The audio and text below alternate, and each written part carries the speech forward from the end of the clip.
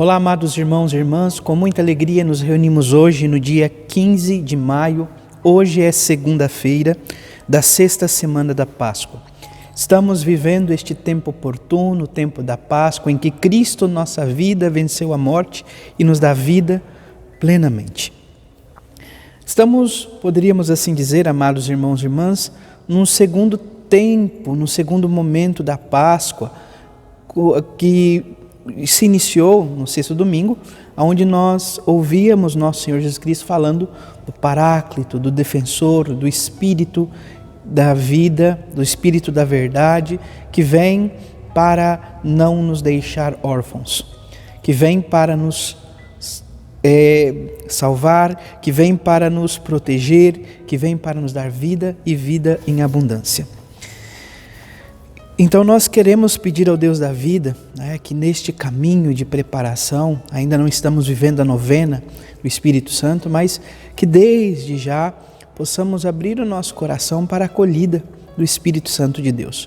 Ora, vamos ouvir referências diretas sobre o Espírito Santo, outros momentos talvez nem tanto.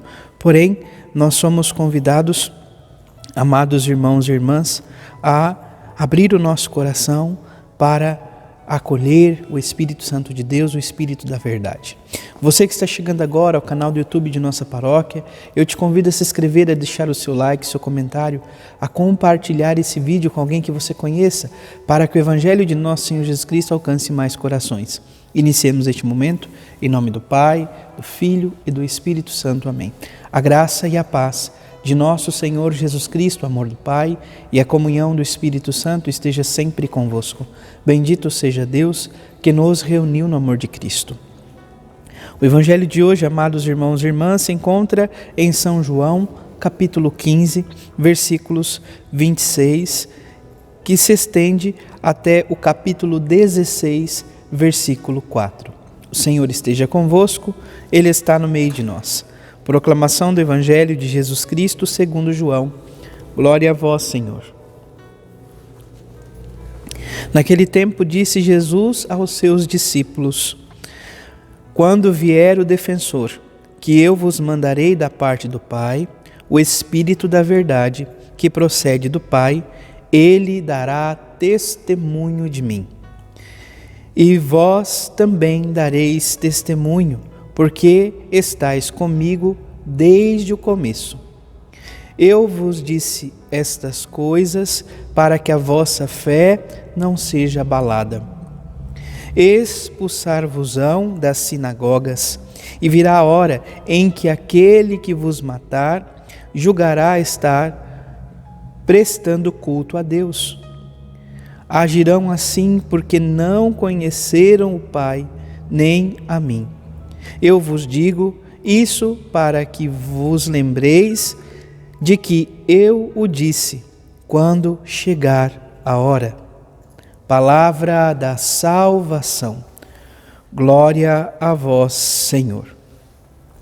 Contamos ainda, amados irmãos e irmãs, com a primeira leitura dos Atos dos Apóstolos, capítulo 16, versículos de 11 a 15.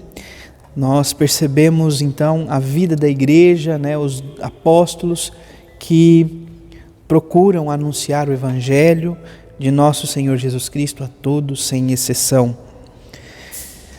Nosso Senhor Jesus Cristo, então, que confia a missão aos apóstolos, e a palavra então vai nos dizendo: embarcamos em Troade e navegamos diretamente para a ilha de Samatrácia.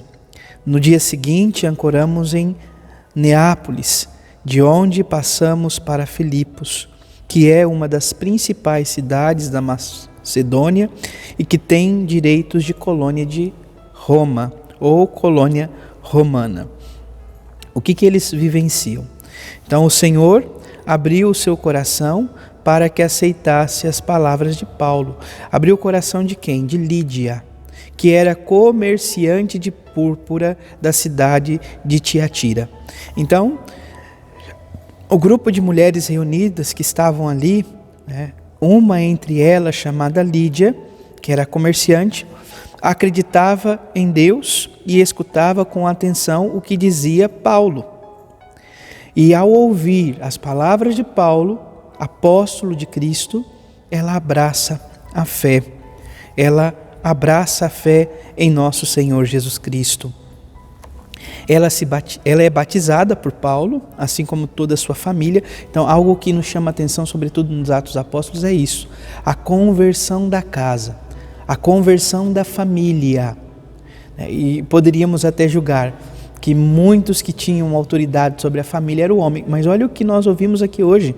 Lídia, a representante dessa família, faz com que todos os familiares se convertam, sejam batizados, passem a fazer parte da família de Deus em nosso Senhor Jesus Cristo. E a palavra nos diz, ela convidou-nos. Se vós me considerais uma fiel do Senhor, permanecei em minha casa. E a palavra nos diz, e forçou-nos a aceitar. Penso eu que essa Lídia era uma mulher de fibra, e dificilmente era contrariada. Quero que vocês fiquem em minha casa. A palavra nos diz, forçou-nos a aceitar. Certamente Paulo estava, não, nós precisamos continuar a missão. Não, eu faço questão. Fique em casa. Então, a força do Evangelho que é capaz de atrair os corações. Então, que abramos o nosso coração a esta força do Evangelho que é o próprio Cristo. O Cristo vivo e verdadeiro que vem ao nosso encontro. É a palavra, é o Evangelho que nos dá vida e vida em abundância.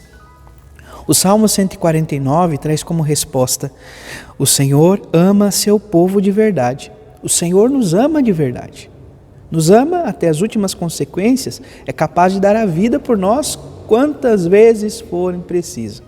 Então o Senhor nos ama verdadeiramente. Por fim, melhor dizendo, o Santo Evangelho, amados irmãos e irmãs, que nós ouvimos hoje é a conclusão do capítulo 15, o início do capítulo 16 do Evangelho de São João.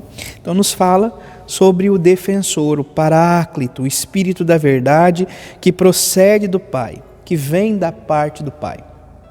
Amados irmãos e irmãs, na teologia nós cremos sobretudo no Deus uno e trino, Deus Pai, Filho e Espírito Santo. Nós dizemos assim, o Pai é o amante, o amor, poderíamos assim dizer, o amado. O Filho é o amante. Hoje em dia até essa palavra, amados irmãos e irmãs, tem até uma conotação um pouco distorcida no tempo atual, porque quando nós ouvimos essa expressão se dá na realidade da infidelidade nos tempos atuais, infelizmente. Mas entendamos o amante como aquele que tem, então, a capacidade de amar o amado. Jesus ama o seu Pai, nosso Pai, com todo o seu coração. É o amante, o eterno amante de Deus.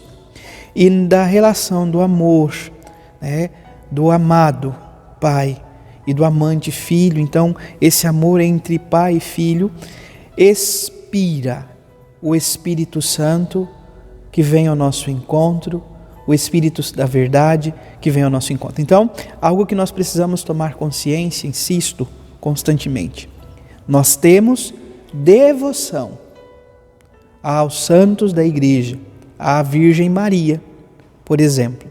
Porém, ao Espírito Santo, todo culto, adoração, louvor. Por quê? É Deus mesmo. Se nós falamos que cremos no Deus uno e trino, Deus Pai, Filho e Espírito Santo, o Espírito Santo de Deus, que vem ao nosso encontro, que vem da parte do Pai, que dá testemunho do Filho, é, de fato, Deus mesmo. A terceira pessoa da Santíssima Trindade. O Espírito Santo de Deus dá testemunho de nosso Senhor Jesus Cristo. Há um livrinho, agora não vou dizer certo quem que é o autor, mas o título é da Cultor de Livros, A Pedagogia do Espírito Santo. O autor elenca algumas grandes, poderíamos dizer, dentro desse caminho, dentro da investigação, ele pontua 4 grandes leis do Espírito Santo. Eu gostaria de pontuar a primeira, que ele fala que é o Espírito Santo de Deus em nossa vida, nos faz ter fome de Deus. Sabe aquela inquietação do coração que muitas vezes procuramos nas coisas desta vida e que nós não encontramos em plenitude? Esse desejo, essa busca constante só será de fato preenchida ou saciada quando o nosso coração de fato repousar em Deus. Já dizia Santo Agostinho: inquieto encontra-se o nosso coração enquanto não repousa em vós, Senhor. O nosso coração foi feito para amar a Deus e não simplesmente as criaturas deste mundo. Por isso, o Espírito Santo, ele dá testemunho de nosso Senhor Jesus Cristo, nos revela a graça de Deus, nos dá a capacidade de conhecer, de ter fome e sede de Deus.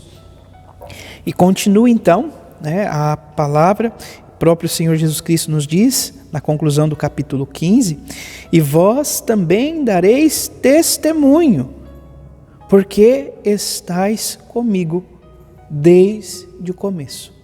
Somos convidados a ser testemunhas de Cristo, a dar testemunhos do amor do Senhor.